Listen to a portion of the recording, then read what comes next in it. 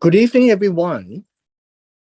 We continue our study in the book of Second Samuel. We left off yesterday with a very unfortunate event where the men of Athner from the house of Saul had a friendly competition with Joab from the troops of David, and it turned out into a massive horror. And at the end of the day, Asahel, one of the brothers of Joab, was killed by Avner. And then we ended the chapter by seeing 19 men were lost, plus Asahel, that is from the servants of David. But on the other side, from the house of Saul, the people of Benjamin and Abner lost 360 men. It was an incredible, massive failure of relationships between the south and the north. At this point in time, David is in Hebron. And so it continues with us in verse 1. Now, there was a long battle. Now, understand this word war would be a fight. It was long drawn between the house of Saul and the house of David. Now, this talks about two particular houses, David and Saul, but each of them represents two different segments of the country. The house of Saul represents the northern, and the house of David represents the southern. So with David, we find that this is with Judah, and with Saul, it will be all Israel. So understand, all Israel is the rest of the tribes that's in the north. And so Ishbosheth, whom Avner had made king, is still ruling in the north. And we were told yesterday in chapter 2 that Ishbosheth ruled for 2 years. And we find that uh, David himself had ruled for a much longer time. In fact, we know that he ruled for, well, I guess, uh, 7 years and 6 months in Hebron. So let me just put this down. Ishbosheth, 2 years. And then we have David, 7.5 years. And we find this in 2 Samuel chapter 2, verses 10 and 11, right? 10 to 11. We saw this yesterday. And so the question that we had was, where is that discrepancy? And what has happened? So when we come to chapter 3, then we begin to see that after that unfortunate event that turned into a horror movie, uh, there was a short period where they were fighting, and they said that this was a long war, and this would have been approximately 2 years. Because as we begin to digest chapter 3, things happen in the house of Saul. David became steadily stronger. The house of Saul became steadily weaker. Now, what it means is that we have the word strong, but the word weak here really comes from an adjective that is poorer or lower, uh, and yes, weaker, which is a good word that we have right now.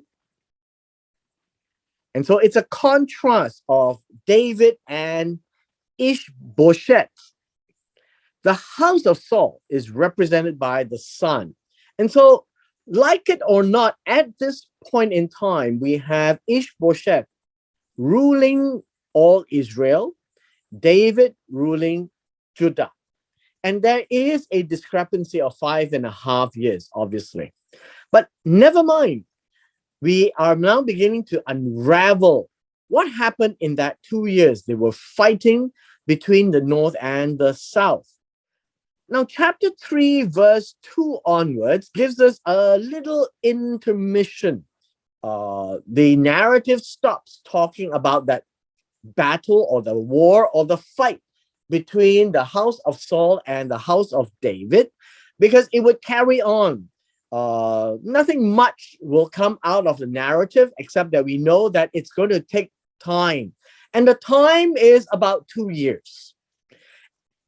In this period of time, we are made to understand that there were sons born to David in Hebron in these 7.5 years. So verse 2 onwards, when it talks about the sons of David, is really an interlude, a sidebar, if you wish, to focus the camera on David. And so what has happened in this period of time when David is in Hebron in these 7.5 years? So the description was telling us that the firstborn, and always note, firstborn has always a special mention, because in the Hebrew family context, the firstborn is very important. In the eyes of God, the firstborn is always important. In our Eastern Oriental culture, the firstborn is equally important. The firstborn here is Amnon, and he's a son of Ahinoam from Jezreel. The second son is Kilaf,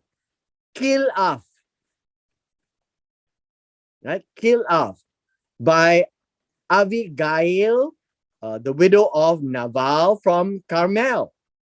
The third is Avshalom. Avshalom meaning is the father is peace, or the father of peace. So his name is Avshalom, and we'll see him a bit more prominently in the later books, in the early chapters of First Kings.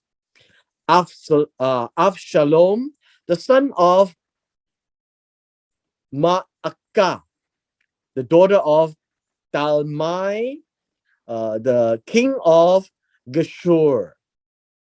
We are just reading through this because this is just giving us a list of the sons of David. The fourth is Adoniah,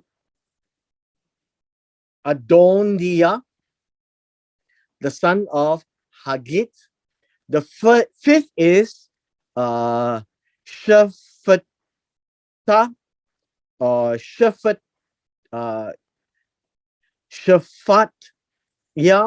Shaphatya, the son of Avital.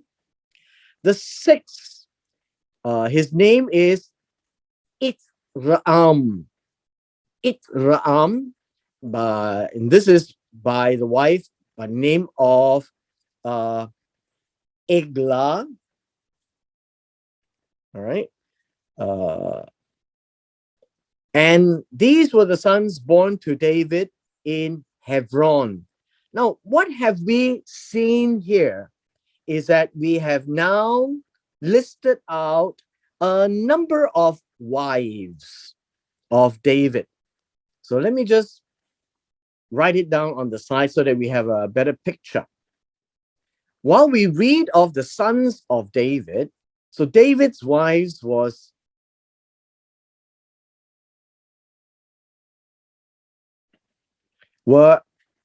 Ahinoam.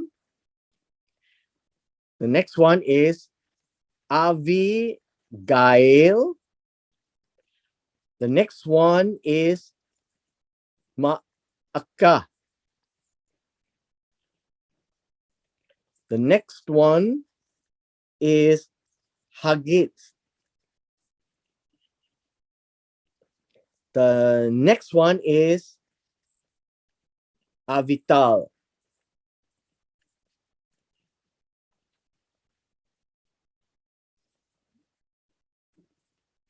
And the final wife that we have here is Eglah. Now, understand that besides all this, we have Michal. This is Saul's daughter who were remarried by Saul as Saul treated David as dead and married her off to somebody else. Now, understand that when David had to marry Michal, he had to retrieve 100 foreskins of the Philistines, which he did. And so suddenly David had no more wives, and then he married two.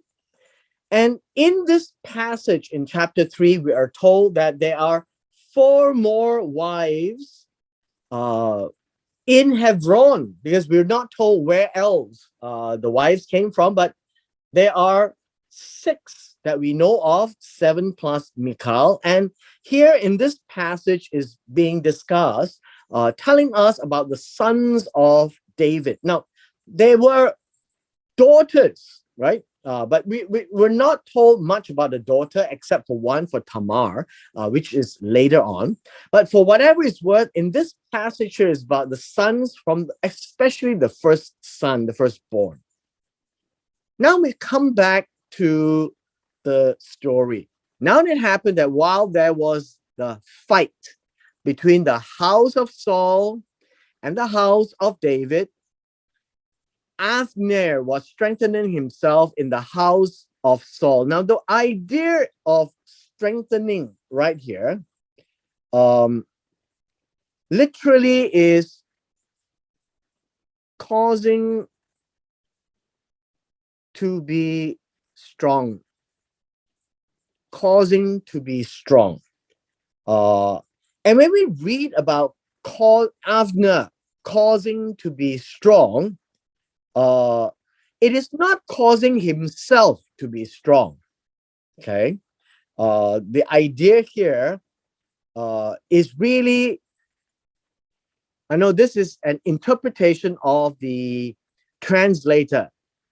Abner was causing Ishbosheth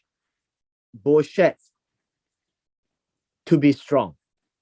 He's making the house of Saul strong. In that sense, Ishbosheth. So that would be how verse 3, chapter 3, verse 6 should be properly understood. Abner was not interested to become king. Abner was interested to strengthen Ishbosheth as king. That would be how we would read this passage. Now, something happened as he was making strong Ishbosheth. Ishbosheth started to question Abner. And so we're now told of a backstory that Saul had a concubine whose name was Rizpah, the daughter of Aiah. And Ishbosheth said to Abner, and this was an accusation, "Why have you gone into my father's concubine?" Now, this statement here, why have you gone in or come in? Now, understand that this phrase here is a euphemism for to have sex. So that would be the question that Ishbosheth has for Abner. Verse 8, this is a very serious accusation. Then Abner became very angry over Ishbosheth's question and said, "Am I a dog's head that belongs to Judah? Now, this one here needs a bit of explanation. Uh, this phrase, "Am I a dog's head that belongs to Judah?" Really, probably, I would say, means that shall I? It has two particular explanations. Shall I uh, desire to be head of your house?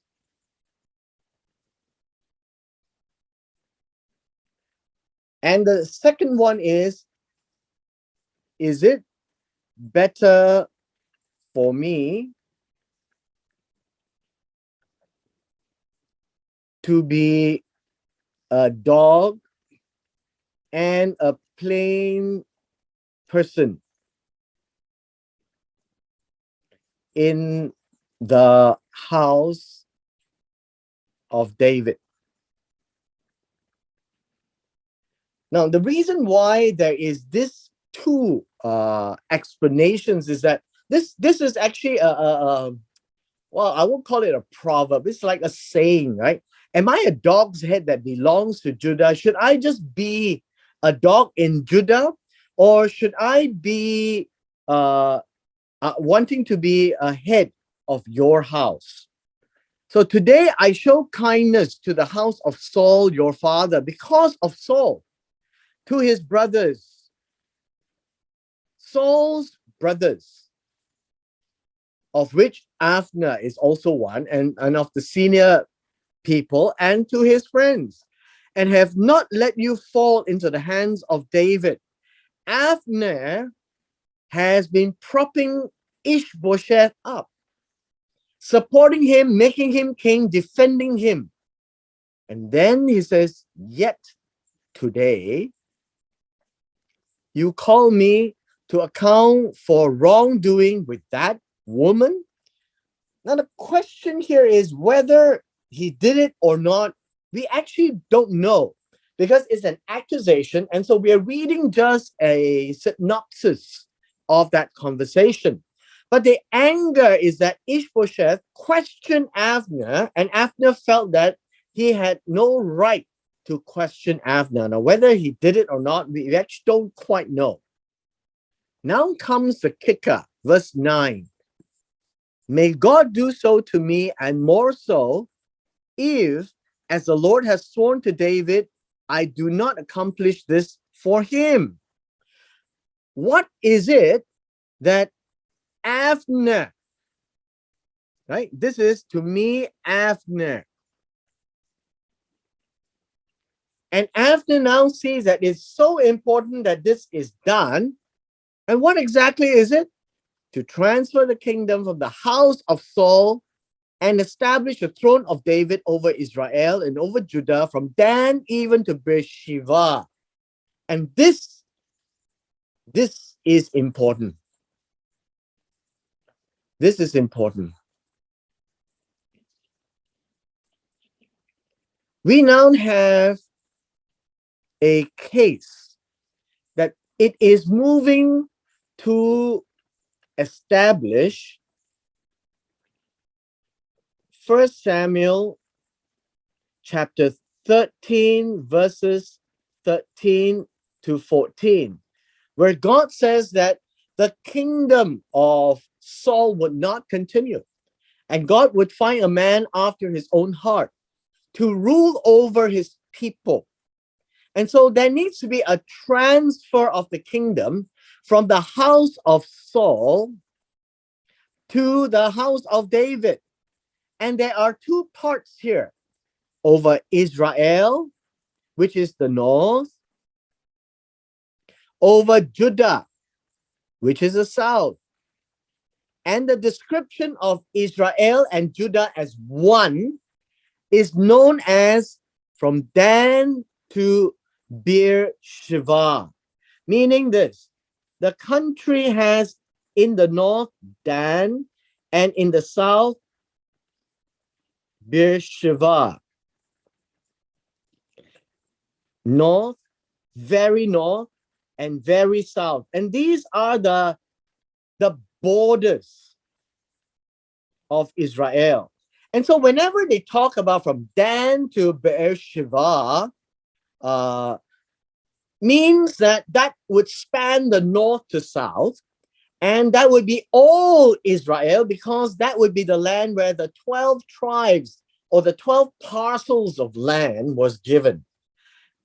And occasionally we find that all Israel may not mean the whole of Israel, but it may mean just the parts that excludes Judah. And so now we can see that there are two major portions. We have what we call Israel, and then we have what we call Judah. Now, we may not be aware, but Judah actually takes a very large portion of the land. Almost half the land belongs to Judah. And that is why Judah is a main tribe of the south, and Ephraim represents all the tribes in the north. And Avner recognizes that, at the end of the day, the kingdom belongs to David.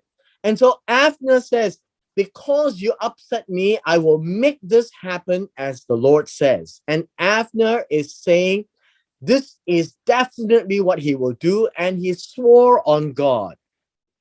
Verse 11, because of this, Ishbosheth could not respond to Avner because he was afraid of him. This word is from the word yare. It's used always to fear God. Be afraid of God because God can destroy you. God will judge you. God is like a consuming fire. But this is the same word that was used on Ishbosheth with regards to him being afraid of Avner. Because Avner is very powerful. And so Avner is making it happen. And I suspect this would be at the end of the second year of Ishbosheth. So Avner sent messengers. Messengers is the word malakim, from the word malak, which is also translated as angel. So when it says messengers as malak, we should also recognize that the idea of messengers is that these people will represent Avner, and everything the messengers say will carry the strength as if Avner was there. And they went to David at his place. Where is his place? In Hebron. And it says, saying this, it says, whose is the land? Now, this doesn't seem to work out here, right? It's not about whose is the land. So let me just strike this out. And it should be more properly translated, to whom belongs this land. That would be a better way of saying. And this one is with reference to God. That the land belongs to God. Make your covenant with me, and behold, my hand shall be with you to bring all Israel over to you. And with this all Israel, every tribe except Judah. So from Benjamin onwards. And so that is what the house of Saul had control. And so make your covenant with me. And so Avner wants to have an understanding with David. Promise me, and behold, my hand will be with you, means I will support you. I will give you the authority to be over all Israel. At this point in time, Avner's hand is with Ishbosheth, and he swears on God that if there is a covenant with Avner, then everyone will be with David. Verse 13, and he, that would be David. David says, good, Tov, I will cut a berik with you. But there is a requirement. Now, the requirement is only, this is the one condition. This is the condition. I require one thing of you, that you shall not see my face unless you first bring Michal, Saul's daughter, when you come to see me. Notice, David loves Michal. We shall read this many times, I think a few times here. And David remembers Michal. And this was spoken to the messengers. And you notice, I will make a covenant with you. And David was speaking to the messengers. So who is you? You is Avner. But we know that the discussion is with the messengers. So David sent messengers to Ishbosheth. Same, Malak. Malak. What does that mean? It means that as the messengers speak to David, David treats as if Avner was there. And so David speaks in the first person to Avner. I will make a covenant with you, but that's speaking to the messengers. And so at the end of this conversation, verse 14 says, David sent Malak to Ishbosheth. And so these messengers will represent David to Saul's son, saying, give me my wife Michal, to whom I was betrothed for 100 foreskins of the Philistines. And so Ishbosheth sent men and had her taken from her husband, from Paltiel, the son of Laish. And so Michal was already remarried and now is taken away from her husband, and her husband went with her, weeping as he went, following her as far as Bahurim. And then Avner said to him, go back. And so the husband returned. Now, this is a very unusual event.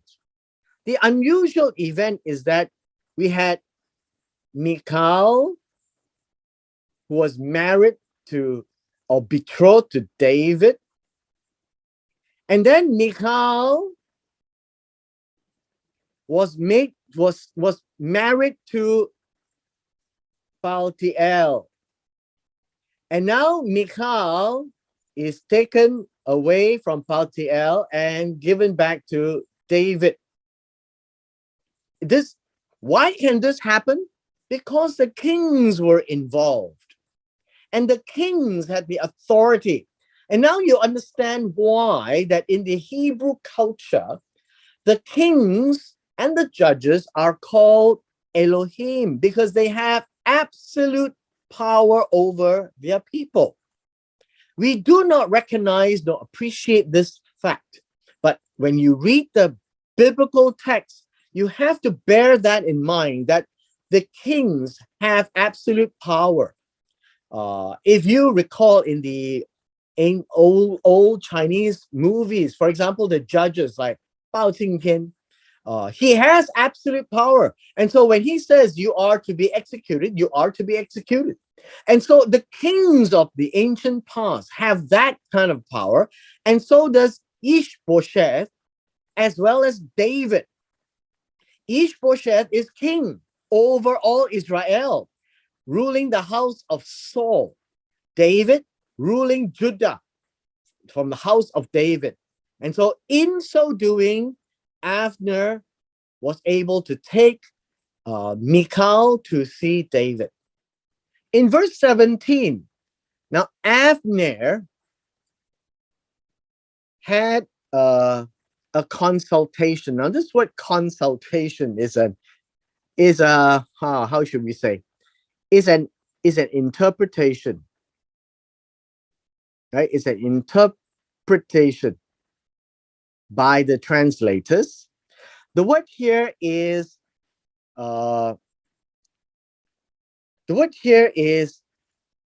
davar,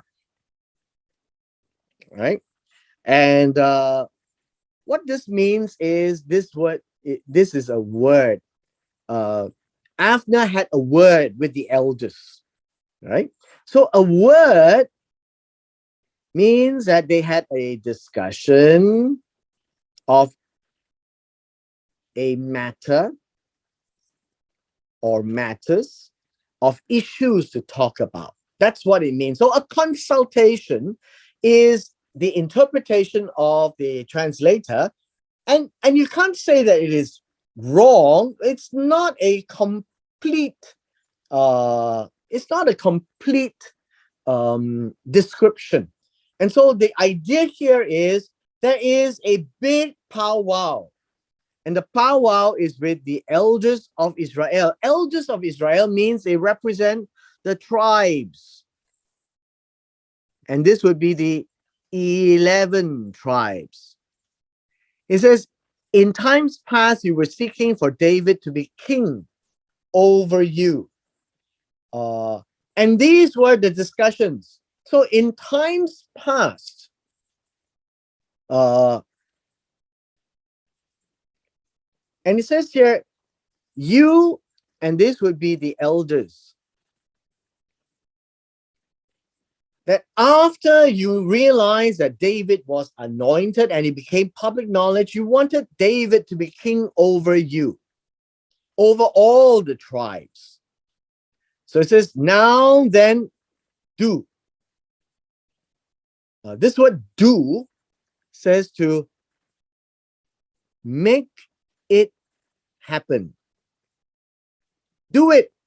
Just do it. For the Lord has spoken regarding David, saying this: by the hand of my servant David, I will save my people Israel from the hand of the Philistines and from the hands of all their enemies.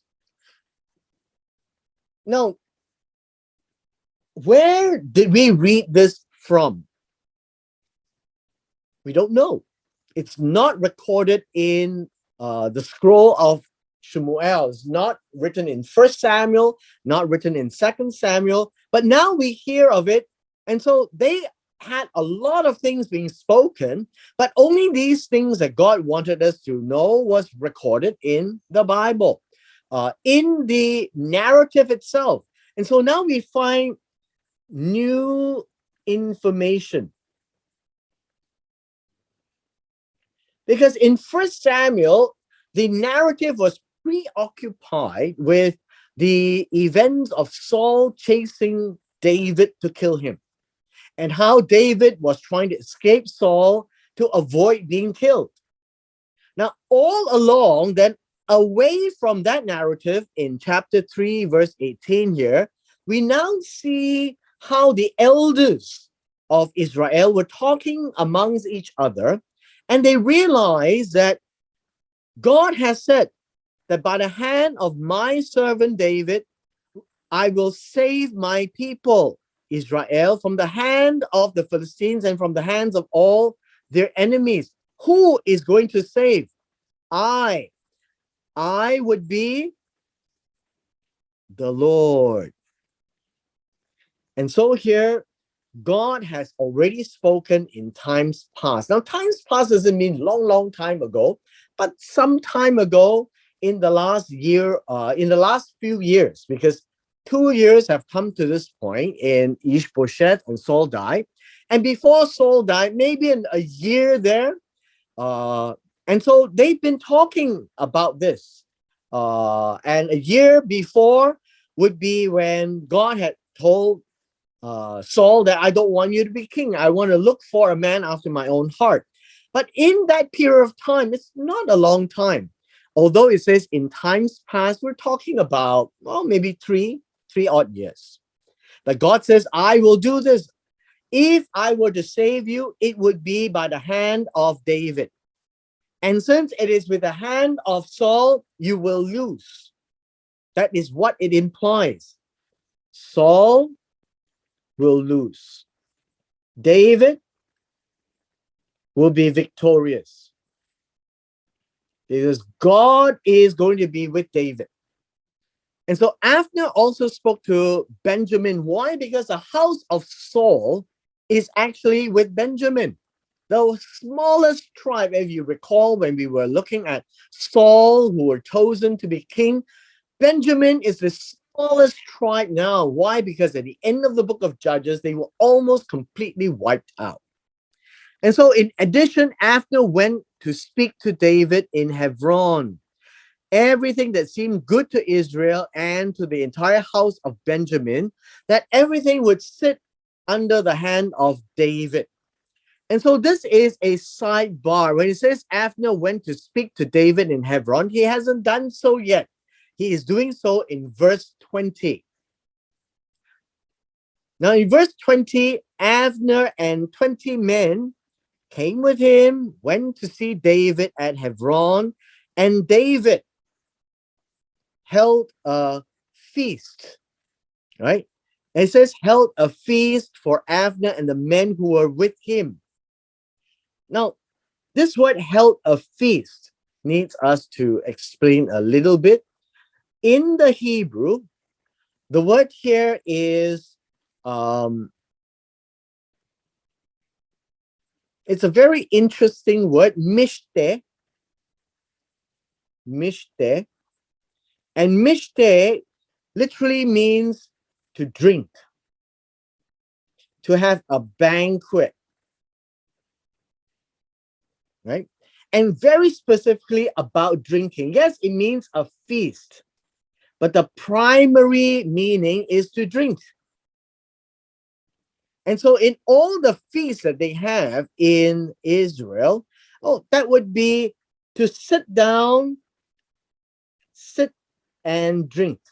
That's a banquet. And the emphasis is drink. So to hold a feast is for us to actually have an understanding that they will all sit down and drink together. That would be verse 20, right? Verse 20. Now we will end today with verse 21. In verse 21, in this banquet, in this drinking session, as they drank together as soldiers, Abner said to David, let me set out and go and gather all Israel to my lord the king. Now, the idea of gather here is to assemble. Assemble. And all Israel that we can see, all Israel is this word here. All Israel would be all the rest of the tribes. And this would be the 11 tribes. So that they may make a covenant with you, and that you may be king over all that your soul desires. Now, what does that mean? It says, all that your nefesh, your soul is nefesh, so wishes, right? So crave for, so desire, so wish, that you are waiting for. basically is to fulfill what God has set out to do. And so David let Abner go, and he went in shalom. He went in peace. And so everything is set out and with agreement, right?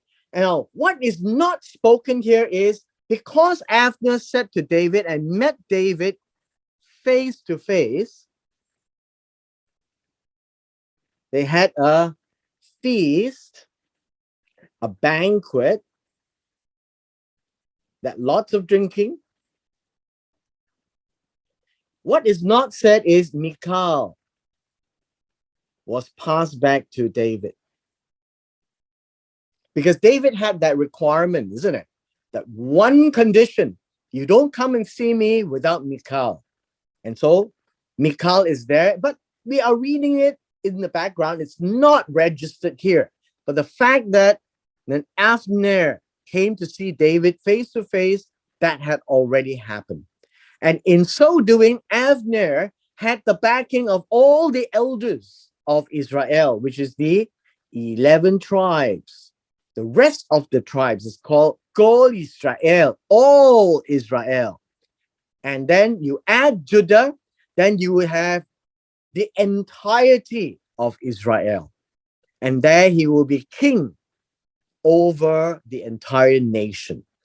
Now, with this, we come to the end of our session today, and we'll carry on verse 22 to the end next Monday.